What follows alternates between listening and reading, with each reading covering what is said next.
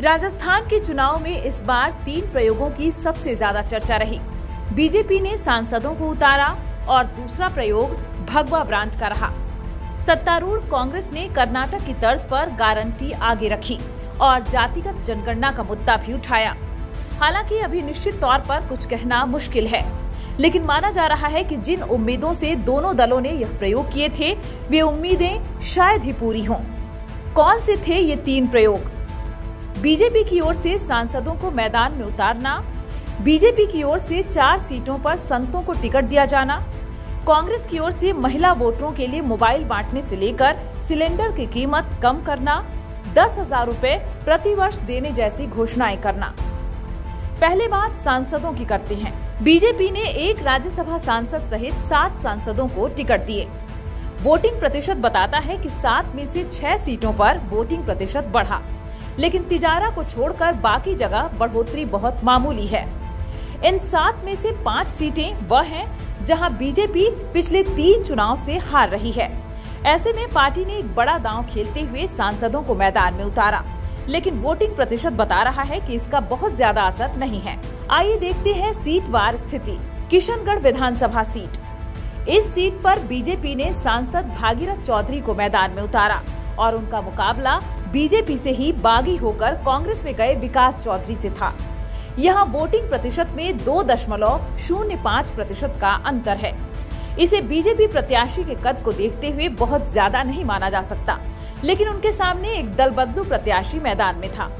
Voting प्रतिशत की बात करें तो पिछली बार यहाँ वोटिंग फीसदी 74.16 था। इस बार 76.21% वोटिंग हुई। तिजारा विधानसभा सीट। राजस्थान के अलवर जिले की इस सीट पर मतदान 4.03% बढ़ा है, जो सांसदों की सीट पर सबसे ज्यादा है। लेकिन इसका एक बड़ा कारण यहाँ धार्मिक आधार पर वोटों का ध्रुवीकरण माना जा रहा है। यहाँ से बीजेपी ने हिंदुत्ववादी चेहरे बाबा बालकनाथ को चुनाव मैदान में उतारा है और उनके सामने मुस्लिम प्रत्याशी इमरान खान चुनाव मैदान में है। पिछली बार यहाँ 82.08% वोटिंग हुई थी, जबकि इस बार 86.11% वोटिंग हुई है। सवाई माधोपुर विधानसभा सीट। इस सीट पर वोटिंग प्रतिशत पिछली बार के मुकाबले 2.31% बढ़ा है। यहाँ से बीजेपी के सबसे चर्चित नेताओं में से एक किरोड़ी लाल मीणा मैदान में थे और मुकाबला भी त्रिकोणीय हो गया था। इसके बावजूद वोटिंग प्रतिशत में बहुत उल्लेखनीय बढ़ोतरी नहीं होना बता रहा है कि मुकाबला कड़ा हो सकता है। पिछली बार यहाँ वोटिंग प्रतिशत था 68.63%, जबकि इस बार वोटिंग फीसदी है 70.94%। सांचौर विधानसभा सीट। इस सीट पर वोटिंग प्रतिशत पिछली बार के मुकाबले सिर्फ 0.15% बढ़ा है, जबकि यहां से बीजेपी ने जालौर से 3 बार के सांसद देवजी पटेल को मैदान में उतारा था और उनके सामने सरकार के मंत्री सुखराम बिश्नोई थे। मंत्री के साथ अक्सर एंटी इनकम्बेंसी का असर रहता है, लेकिन इसके बाद भी वोटिंग प्रतिशत में बहुत मामूली बढ़ोतरी हुई है। वोटिंग प्रतिशत की बात करें तो पिछली बार 80.76% वोटिंग हुई, जबकि इस बार 80.91% वोटिंग हुई। विद्याधर नगर विधानसभा सीट।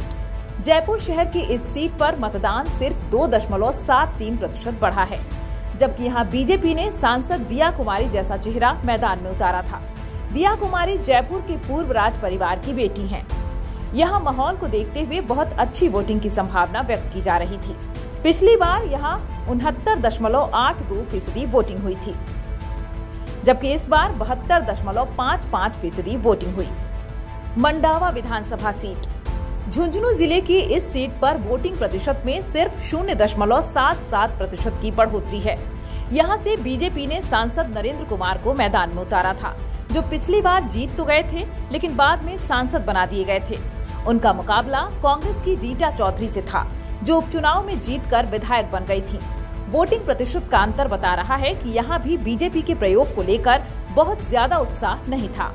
पिछली बार 73.20% वोटिंग हुई थी, जबकि इस बार 73.97% वोटिंग हुई।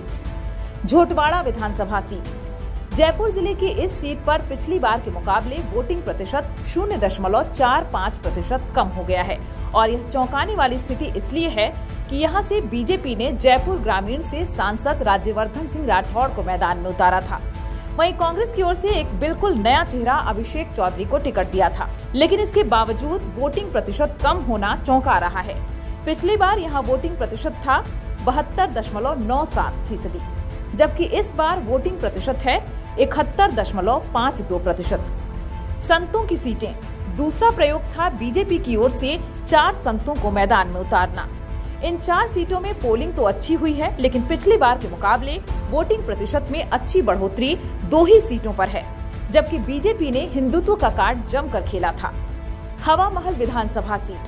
जयपुर शहर की इस मुस्लिम बाहुल्य मतदाताओं वाली सीट पर वोटिंग प्रतिशत पिछली बार के मुकाबले 3.64% बढ़ा है। इस सीट पर बीजेपी ने महंत बाल मुकुंदाचार्य को टिकट दिया था। उनके सामने कांग्रेस के जमीनी कार्यकर्ता और जयपुर जिला अध्यक्ष RR तिवारी मैदान में थी। सीट पर धार्मिक आधार पर ध्रुवीकरण देखने को मिला है और नतीजे रोचक हो सकते हैं। पिछली बार जहां वोटिंग हुई थी 72.66%, वहीं इस बार 76.30% वोटिंग हुई।